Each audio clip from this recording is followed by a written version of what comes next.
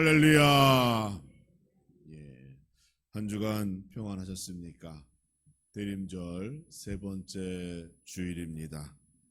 나를 위하여 오신 예수 그리스도를 계속 기억하시고 묵상하시고 또 아울러 다시 오실 주님을 소망으로 기다리시며 여러분의 믿음이 더욱 강해지는 이 계절 되기를 주님의 이름으로 축원합니다. 우리 옆에 계신 분들과 앞뒤로 함께 인사하실 때에 그리스도를 마음에 모시고 살아가는 성도가 됩시다. 인사하겠습니다. 시작. 그리스도를 마음에 모시고 살아가는 성도가 됩시다. 예. 한글 성경에는 아구스도라고 번역되어져 있고 라틴어로는 아우구스투스라고 하는 로마 초대 황제의 이름은 원래는 사람의 이름이 아니라 존엄자라고 하는 뜻을 가진 로마 황제를 존칭하는 단어가 됩니다. 그러니까 이 아구스도라는 것은 사람의 이름이 아니라 그냥 로마의 황제를 지칭한다. 이렇게 생각하시면 되겠어요. 오늘 본문에 등장하는 이 아구스도는 로마의 초대 황제로서 로마 제국을 잘 통치하고 또 로마를 평화로 만든 인물이라고 평가받고 있습니다. 마치 다윗 왕이 통일왕국을 이룩하고 경제와 군사 모든 부분에서 부흥을 일구어낸 것 같이 이 아구스도라고 하는 초대 로마 황제는 로마 정부의 힘을 아주 막강한 그러한 세금을 기초로 하여 그 나라를 유지했던 인물입니다. 그는 정확한 세금을 걷기 위하여 인구조사를 실시하게 되는데 예수 그리스도의 탄생, 오늘 읽었던 그 다호적하라라고 하는 그 사건이 여기에 맞물려 있게 되는 거예요. 그러니까 이 아구스도라고 하는 황제는 자기의 권력을 유지하고 강한 로마 정부를 만들기 위하여 세금을 정확하게 각 식민지로부터 걷어들이게 되는데 그때 가장 필요했던 것이 바로 인구조사였던 것이죠. 황제는 인구조사의 칙령을 각 곳에 내리게 됩니다. 그리고 인구조사가 실시하게 돼요. 그래서 각처에 흩어져 살고 있던 유대인들이 각자의 고향 땅으로 돌아가게 되는 거예요. 왜냐하면 그곳에서 인구조사를 응해야만 처벌을 피할 수 있었기 때문이에요. 그래서 요셉은 다윗의 족속으로 베들레헴이라고 하는 그 동네로 갈 수밖에 없었던 겁니다. 요셉과 마리아가 함께 베들레헴으로 갔고 그래서 예수 그리스도는 보통 우리가 나사렛 예수라고 말하죠. 그러니까 나사렛이라고 하는 동네에서 나온 예수 이런 뜻인데 예수님께서는 성장은 나사렛에서 했지만 예수님께서의 그 탄생의 사건은 그래서 베들레헴이라고 하는 동네에 성경은 그렇게 기록하고 있죠. 당시 다윗의 가문은 모두가 베들레헴에 집결하게 됩니다. 예를 들면 김 씨는 어느 지역으로, 박 씨는 어느 지역으로, 이렇게 그 족속이 처음 시작되었던 그 땅이 있는 것처럼 그렇게 돌아가게 되는 거예요. 아무 준비가 안 된 그 작은 베들레헴 마을에 갑자기 수많은 자손들이 모이게 되었어요. 수많은 사람들이 모이게 되었습니다. 이때의 상황을 오늘 본문에서는 이렇게 기록하지요. 요셉도 다윗의 집 족속이므로 갈릴리 나사렛 동네의 유대를 향하여 베들레헴이라 하는 다윗의 동네로 이렇게 되어져 있어요. 사람들이 그곳으로 모이게 되는 거예요. 요셉과 마리아는 다윗의 후손이었습니다. 그런데 베들레헴에 친지나 가족은 있지 않았어요. 그래서 그들이 숙소를 찾아서 이곳저곳을 다니지만 갑자기 많은 사람들이 그 작은 마을에 몰려들다 보니 여관이나 다른 숙소에 자리가 있지 않게 된 것입니다. 그야말로 인산인해를 이루는 거예요. 그나마 말과 소가 머무는 마구간에 한 자리를 얻어 천막으로 앞을 가리고 그곳에서 하룻밤을 보내게 되는 겁니다.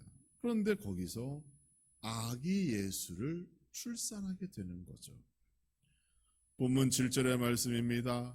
첫 아들을 낳아 강보로 쌓여 구유에 누웠으니 이는 여관에 있을 곳이 없음이러라. 이렇게 기록하고 있어요.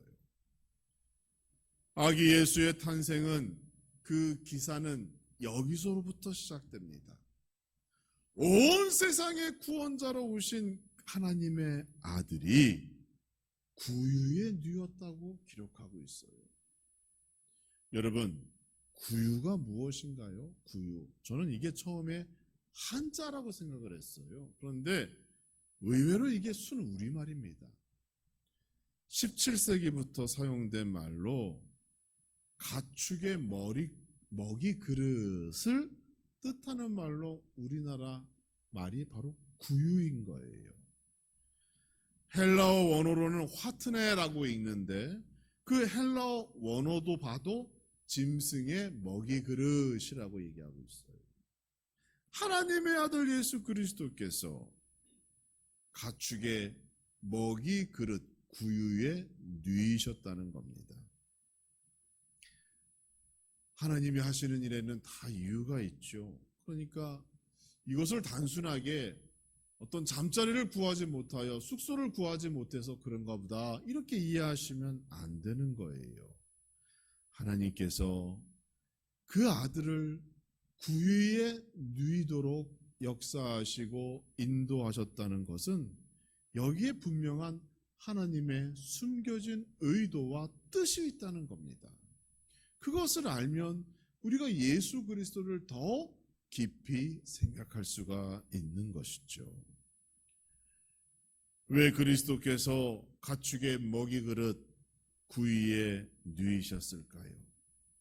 오늘 저는 이 질문에 세 가지 답변을 해드리려고 합니다. 가장 먼저는 예수 그리스도께서 이 땅에 섬김의 종으로 오셨기 때문에 그 낮은 자리에 누이셨다는 것이죠. 예수님께서 누구를 섬기기 위하여 이 땅에 오셨습니까? 바로 여러분이에요. 여러분을 섬기고 사랑하기 위하여 가장 낮은 자리로 이 땅에 오신 겁니다. 지난주에 저는 하나님께서 독생자를 우리에게 주셨다라고 말씀드렸어요.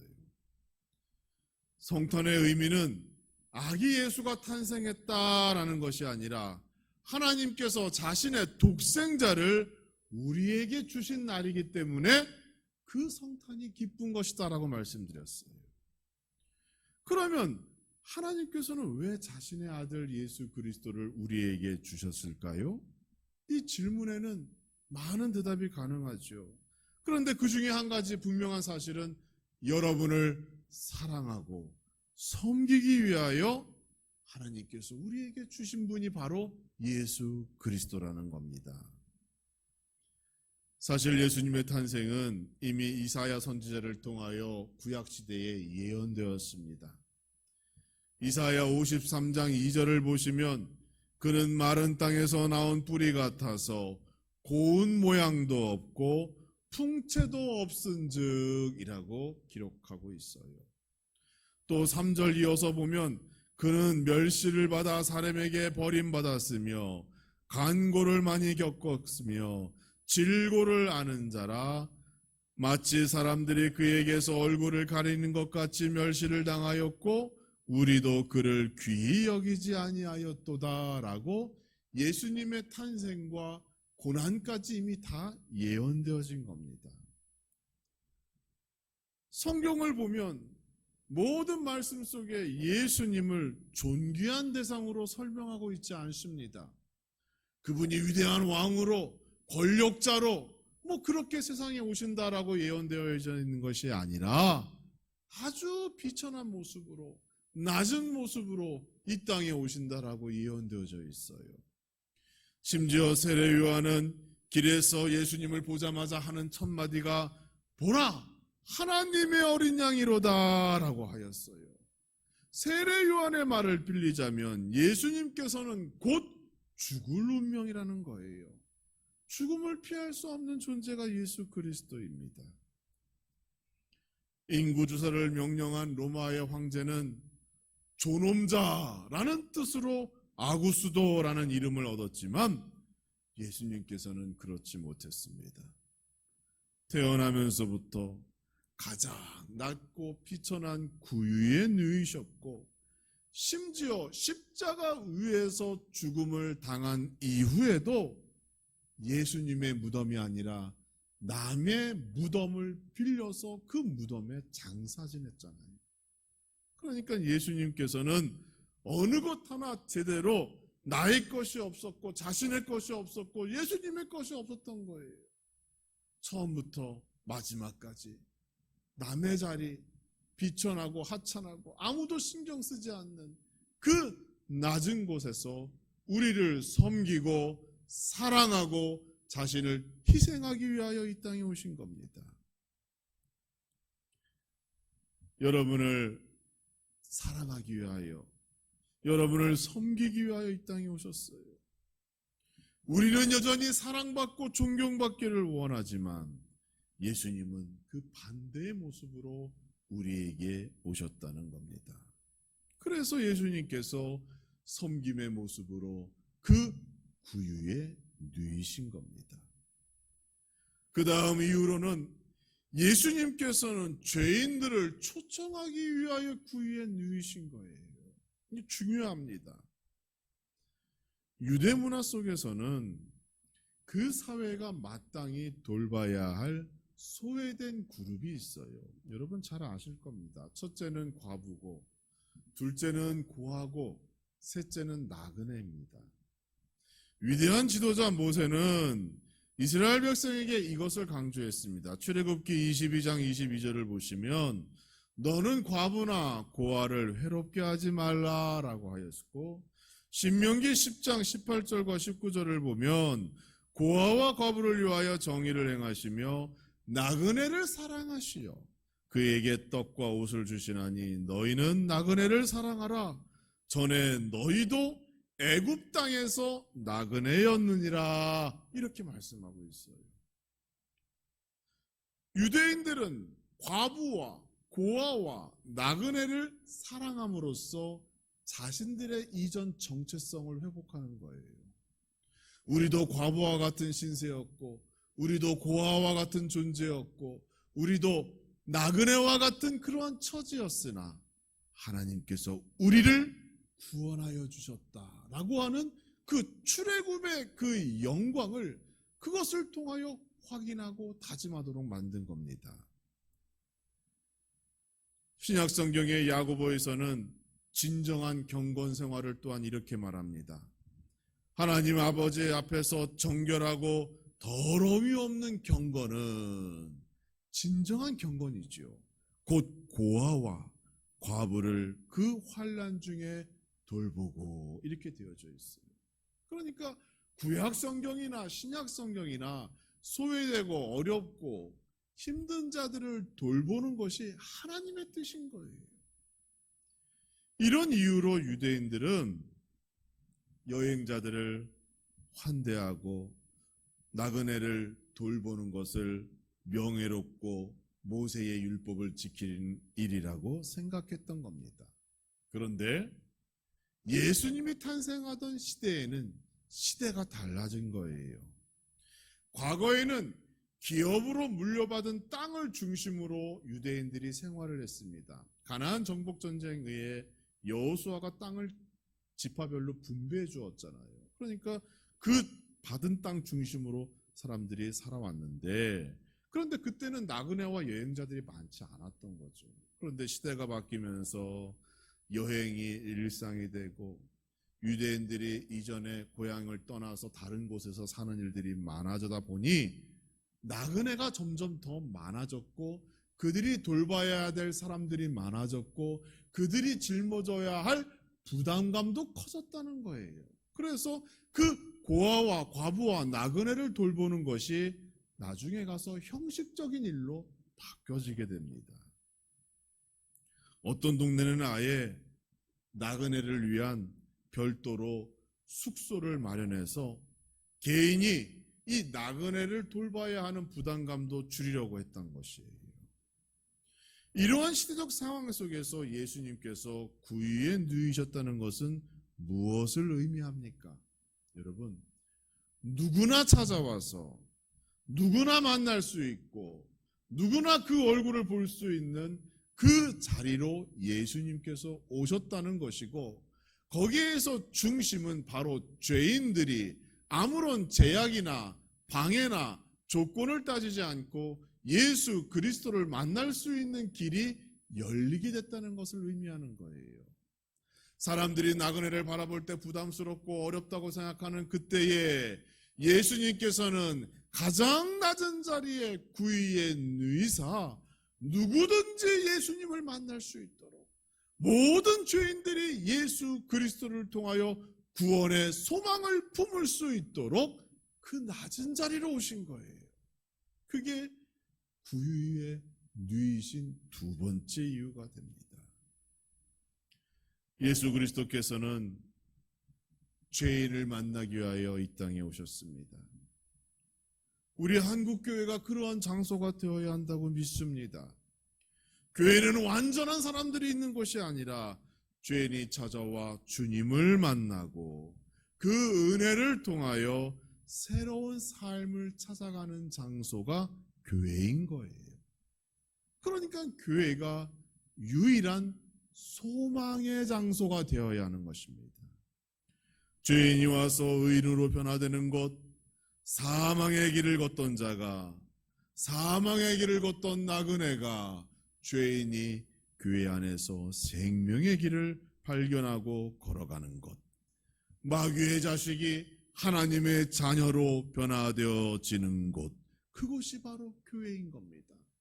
마치 예수 그리스도께서 구유에 누이사 그들을 만나려 하신 것 같이 교회가 그러한 자리가 되어야 합니다. 문턱이 높지 않아야 하고 조건이나 격식이 있지 않아야 하고 누구든지 예수님을 만나여 변화되고 축복받고 천국의 소망을 얻는 곳, 그것이 우리 함라중앙교회 되기를 주님의 이름으로 축원합니다. 그런 교회가 되어야 해요. 또 하나의 이유가 있죠. 예수님께서 구유에 누이셨다는 것은 오늘날 성도의 마음에 예수 그리스도를 위한 자리를 마련하라는 하나님의 뜻이라는 사실을 여러분 기억하셔야 합니다. 7절 말씀을 보시면 예수님께서 구유에 누이신 이유가 있죠. 성경에서는 여관이 있을 곳이 없음이라 라고 말하고 있어요. 여기서 얘기하고 있는 이 여관의 영적인 의미가 무엇일까요, 여러분? 세상 가운데에는 주님이 계실 곳이 여전히 없다는 것을 우리에게 말씀하고 있는 거예요. 그러면 오늘날 예수 그리스도가 어디에 계셔야 합니까? 우리의 마음속에, 여러분의 마음속에 그 자리가 있어야 하는 줄 믿으시기 바랍니다. 예수님께서 평생을 강조하신 내용이 있어요. 무엇인가요? 예수님께서는 구별함에 대하여 강조하셨어요.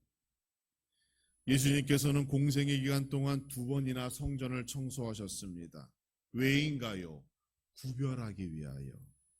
하나님의 거룩함과 세상에 속된 것, 무익함과 구별하기 위함을 하나님께서, 예수 그리스도께서 그것을 위하여 강조하시고 몸으로 직접 보여주신 거예요.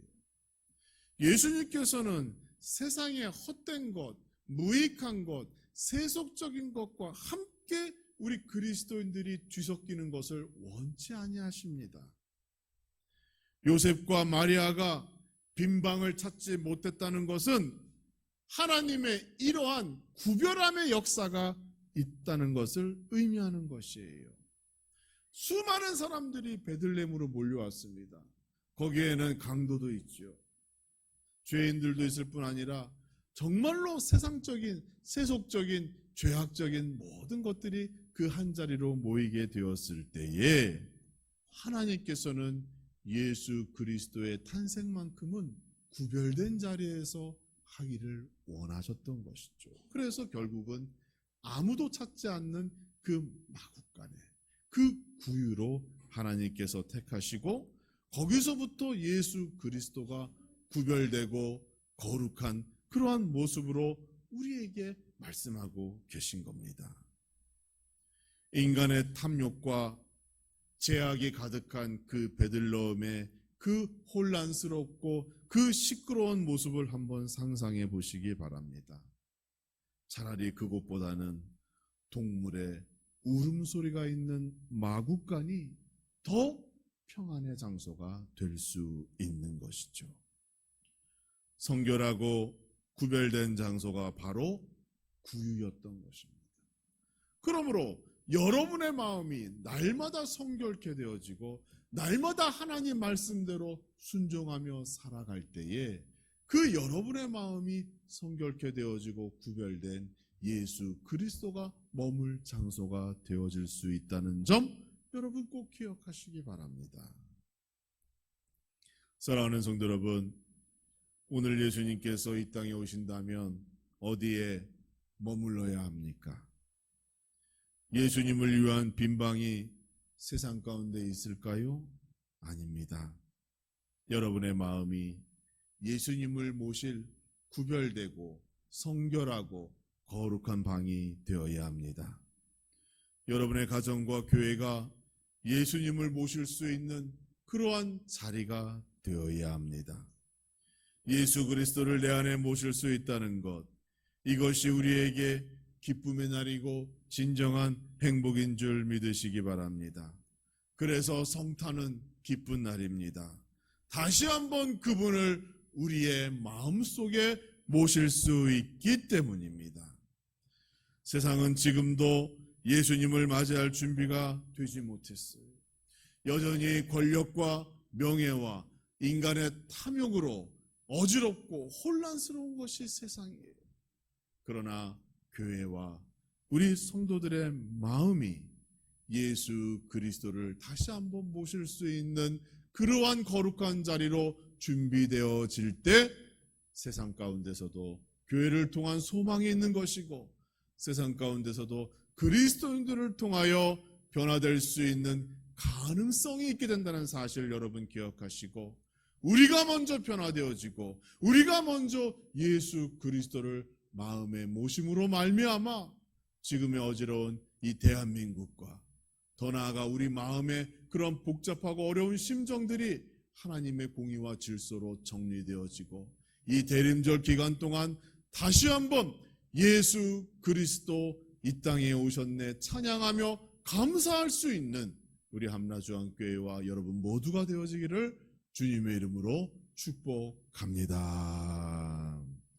아버지 하나님, 이 대림의 절기, 예수님을 기다리는 계절, 예수 그리스도를 위한 자리를 우리의 마음속에 준비케 하여 주시옵소서. 여전히 세상은 시끄럽고 혼란스럽습니다. 수많은 사람들이 붐볐던 베들레헴과 같이 오늘도 우리의 인생살이가 이처럼 혼란스럽고 복잡함을 고백합니다. 주여, 그러나 섬김의 종으로 이 땅에 오시고 죄인을 만나기 위하여 이 땅에 오신 예수 그리스도, 그분을 이제는 우리의 마음에 모시고 이 교회가 주님을 모시고 주님을 만나는 복된 자리로 변화될 수 있도록 날마다 축복하시고 역사하여 주시옵소서. 우리 한국교회가 변화되어지고 우리 모든 그리스도인들이 변화되어지기를 소망합니다. 그리하여 이 땅에 빛이 되고 소금이 되어지는 역사가 나타나게 하시고 우리의 변화된 삶을 통하여 하나님의 공의와 질서가 바로 세워지는 대한민국 될 수 있도록 우리 하나님 축복하시고 인도하여 주시옵소서. 예수님 이름으로 간절히 기도하옵나이다. 아멘.